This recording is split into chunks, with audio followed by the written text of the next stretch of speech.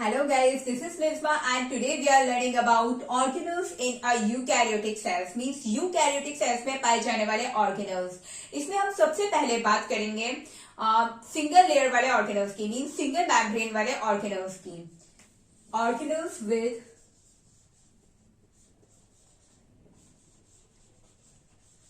single membrane. इसमें सबसे पहले हम बात करते हैं साइटोप्लाज्म की. Cytoplasm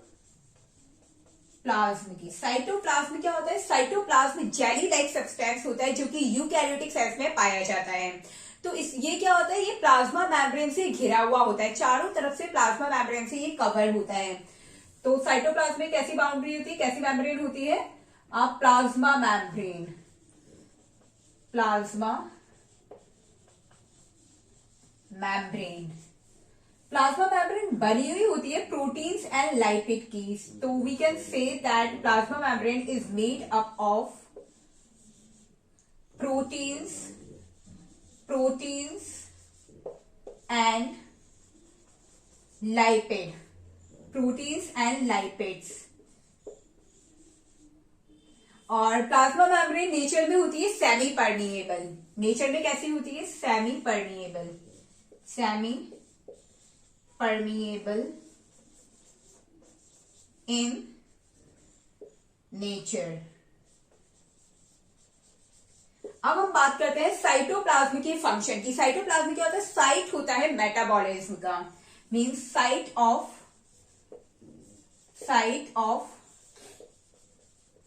metabolism. मेटाबॉलिज्म क्या होता है? मेटाबॉलिज्म केमिकल रिएक्शन होता है जो कि प्लांट्स और एनिमल्स की सेल्स के अंदर होता है, जो क्या करता है? फूड को एनर्जी में कन्वर्ट करता है और प्लांट्स और एनिमल्स को ग्रो करने में सपोर्ट करता है.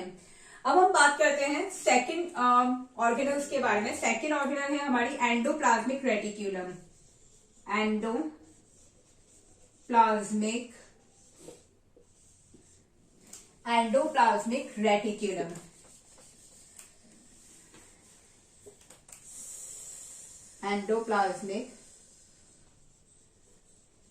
रेटिक्यूलम. एंडोप्लाज्मिक रेटिक्यूलम भी सिंगल मेम्ब्रेन से घिरी हुई होती है और इसकी मेम्ब्रेन कैसी होती है? फोल्डेड होती है इसकी membrane. So we can say that membrane कैसी होती है इसकी? फोल्डेड मेम्ब्रेन, मुड़ी हुई मेम्ब्रेन इसकी होती है. और जो रफ एंडोप्लाज्मिक रेटिकुलम होता है, रफ एंडोप्लाज्मिक रेटिकुलम जो होता है वो उसके आउटर सरफेस पर राइबोसोम्स प्रेजेंट होते हैं.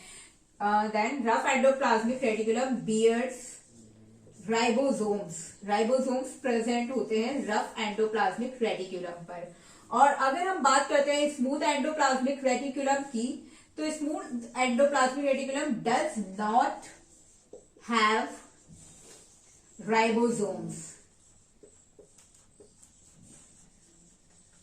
स्मूथ एंडोप्लाज्मिक रेटिकुलम में राइबोसोम्स नहीं पाए जाते आउटर सरफेस पर. अब हम बात करते हैं एंडोप्लाज्मिक रेटिकुलम के फंक्शन के. एंडोप्लाज्मिक रेटिकुलम का फंक्शन क्या होता है? ये प्रोटीन्स एंड लाइपिड सिंथेसिस करता है. मीन्स प्रोटीन्स एंड लाइपिड को क्या करता है? क्रिएट करता है, उनका फॉर्मेशन करता है. अब हम बात करते हैं नेक्स्ट सेल ऑर्गेनल की, जिस पर सिंगल लेयर पाई जाती है, सिंगल मेम्ब्रेन पाई जाती है. तो that is Golgi apparatus. Golgi apparatus पर क्या होते हैं? Stack membranes, means membranes stacks इस पर पाए जाते हैं. मेम्ब्रेनस स्टैक्स मीन्स ये कैसी होती है? ये एक अरेंजमेंट्स के साथ रखी हुई होती है. स्टैक लाइक स्ट्रक्चर होता है जो कि सिंगल मेम्ब्रेन से घिरा हुआ होता है. इसका फंक्शन क्या होता है? ये क्या करती है? पैकेजिंग करती है प्रोटीन्स एंड लाइपिड की. Proteins and lipids. Means Golgi apparatus का फंक्शन क्या होता है? Packaging of proteins and lipids. Lipids और प्रोटीन को कवर करना, पैक करना, कवर करना। अब हम बात करते हैं नेक्स्ट सेल ऑर्गेनल की, दैट इज पेरोक्सिसोम। पेरोक्सिसोम जिसके ऊपर यूनिट मेम्ब्रेन होती है, मीन्स एक मेम्ब्रेन इस पर पाई जाती है, यूनिट मेम्ब्रेन। और इसका फंक्शन क्या होता है? पेरोक्सिसोम का फंक्शन होता है ऑक्सीडेशन रिएक्शन करना। ऑक्सीडेशन रिएक्शन करना इसका फंक्शन होता है, मीन्स ऑक्सीडेशन रिएक्शन में ये सपोर्ट करती है पेरोक्सिसोम। अब हम बात करते हैं लाइसोसोम्स की। लाइसोसोम पर भी सिंगल मेम्ब्रेन पाई जाती है, यूनिट मेम्ब्रेन होती है, इस पर भी यूनिट मेम्ब्रेन होती है, जो कि सिमिलर होती है प्लाज्मा मेम्ब्रेन के। प्लाज्मा मेम्ब्रेन के जैसे ही होती है ये भी।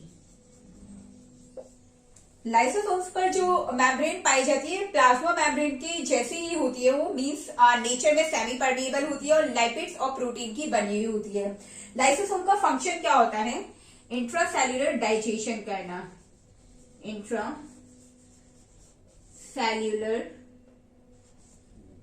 इंट्रासेल्युलर डाइजेशन करने में ये हेल्प करता है।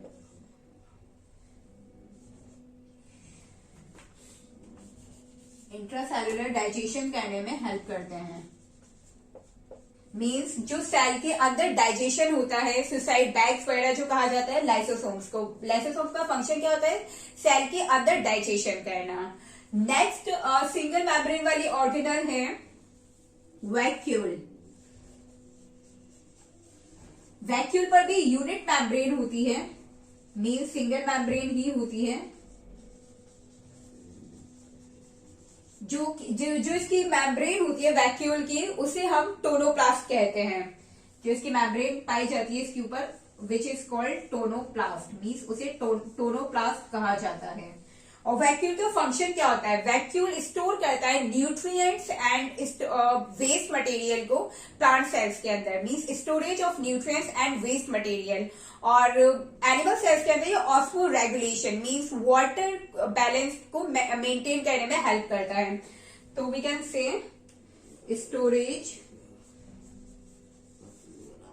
Storage of nutrients and waste and osmoregulation.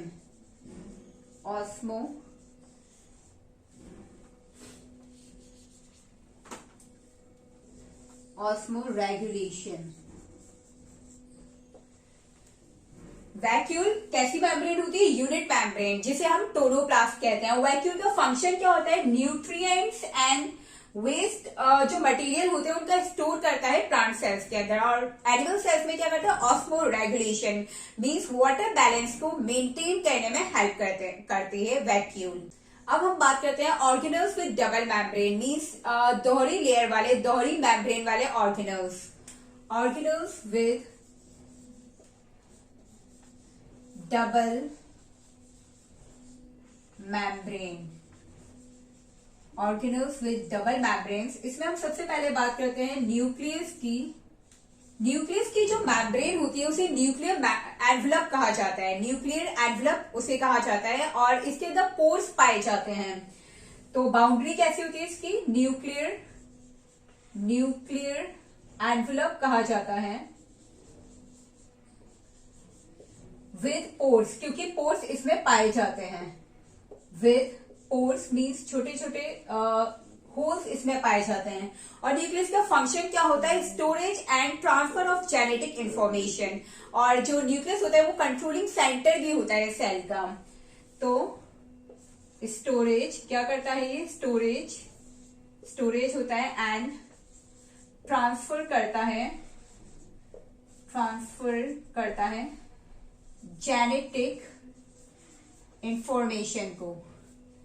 Genetic information को एंड कंट्रोलिंग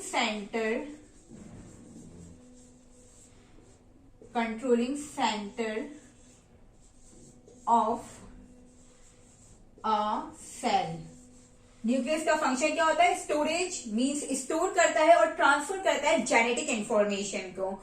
और क्या करता है? ये कंट्रोलिंग सेंटर होता है सेल का, मींस पूरी सेल को कंट्रोल करता है। अब हम बात करते हैं नेक्स्ट सेल ऑर्गेनल की, जिसके ऊपर डबल मेम्ब्रेन पाई जाती है, दैट इज माइटोकॉन्ड्रिया। माइटोकॉन्ड्रिया क्या है? माइटोकॉन्ड्रिया प्लूरल फॉर्म है, मींस बहुत सारे जो माइटोकॉन्ड्रिया होंगे उन्हें हम बोलेंगे mitochondria. Mitochondrion is singular and mitochondria is plural. तो माइटोकॉन्ड्रिया पे जो मेम्ब्रेन होती है that is mitochondrial membrane. Mitochondrial membrane पाई जाती है इसके ऊपर। और जो आउटर मैम्ब्रेन है इसकी, जो आउटर मैम्ब्रेन होती है इसकी, आउटर मैम्ब्रेन वो होती है smooth. Outer membrane is smooth. और जो इनर मैम्ब्रेन होती है माइटोकॉन्ड्रिया की, जो अंदर की मैम्ब्रेन होती है, inner membrane has folds called cristae. Mitochondria में भी दोहरी मैम्ब्रेन होती है। आउटर मैम्ब्रेन जो होती है वो स्मूथ होती है, मींस चिकनी होती है। और जो अंदर की मैम्ब्रेन होती है उस पर फोल्ड्स प्रेजेंट होते हैं, जिन्हें हम क्रिस्टी कहते हैं। माइटोकॉन्ड्रिया का फंक्शन क्या होता है? इसे पावर हाउस बोलते हैं सेल का, पावर हाउस ऑफ सेल। और क्या करता है? प्रोडक्शन ऑफ एटीपी, एटीपी का प्रोडक्शन करता है, production of ATP means adenosine triphosphate को प्रोडक्शन करता है। एंड एनर्जी जो स्टोर होती है वो एटीपी की फॉर्म में ही माइटोकॉन्ड्रिया के अंदर स्टोर होती है। अब हम बात करते हैं नेक्स्ट सेल ऑर्गेनल की, जिस पर डबल मैम्ब्रेन पाई जाती है, दैट आर प्लास्टिड्स। प्लास्टिड्स पर जो मैम्ब्रेन होती है उसे हम बोलते हैं क्लोरोप्लास्ट एनवेलप। इसकी आउटर और इनर दोनों मैम्ब्रेन स्मूथ होती हैं। Outer and inner both membrane are smooth. Outer and inner both membranes are smooth। Outer and inner दोनों मैम्ब्रेन कैसी होती है? स्मूथ होती है, means outer and inner membrane, बाहर की और अंदर की दोनों मैम्ब्रेन स्मूथ होती हैं। और प्लास्टिड्स का फंक्शन क्या होता है? ये फिटोसिंथेसिस में हेल्प करते हैं।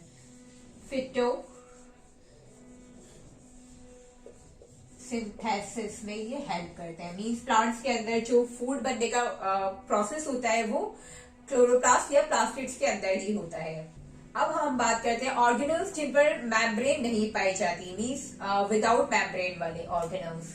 Organelles without membrane. तो सबसे पहले हम बात करते हैं राइबोसोम्स की। राइबोसोम्स जो है उन पर मैम्ब्रेन नहीं पाई जाती, तो we can say that ribosomes do not have membrane, means no membrane. Ribosomes का फंक्शन क्या होता है? राइबोसोम्स हेल्प करते हैं प्रोटीन सिंथेसिस करने में, मींस प्रोटीन को क्रिएट करने में हेल्प करते हैं।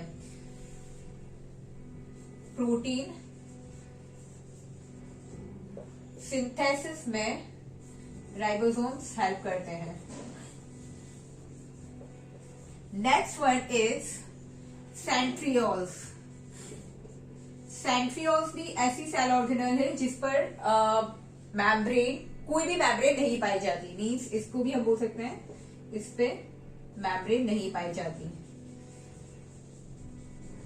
Centrioles have no membrane, centrioles पे भी मेम्ब्रेन नहीं होती है। और सेंट्रियोल्स का फंक्शन क्या होता है, ये सेल डिवीजन में हेल्प करते हैं, help in cell division, cell division में हेल्प करते हैं ये। Next is basal bodies, basal bodies means cilia and flagella. तो बेसल बॉडीज पर भी मेम्ब्रेन नहीं होती है, तो इसकी बाउंड्री कैसी होती है, नो मेम्ब्रेन, विदाउट मेम्ब्रेन वाली। और बेसल बॉडीज का फंक्शन क्या होता है, give rise to cilia and flagella. Means cilia और फ्लैजिला जो है वो बेसल बॉडीज से राइज होते हैं, बेसल बॉडीज से ही निकलते हैं। तो विदाउट मेम्ब्रेन में सबसे पहले ribosome, centriole and basal bodies, ये तीनों सेल ऑर्गेनल्स ऐसे हैं जिन पर मेम्ब्रेन नहीं पाई जाती है। और बाउंड्री ऐसी होती है, नो मेम्ब्रेन, इन पे कोई मेम्ब्रेन नहीं पाई जाती है। फंक्शन, राइबोसोम्स का फंक्शन होता है प्रोटीन को सिंथेसिस करना, प्रोटीन को क्रिएट करना। सेंट्रियोल का फंक्शन होता है, सेंट्रियोल हेल्प करती है सेल डिवीजन में एनिमल सेल्स में। और बेसल बॉडीज क्या करते हैं, सीलिया और फ्लैजिला को राइज करते हैं, मींस निकलते हैं सीलिया और फ्लैजिला बेसल बॉडीज से। I hope guys you understood this topic. Don't forget to like, share my video and subscribe my channel. Thanks for watching.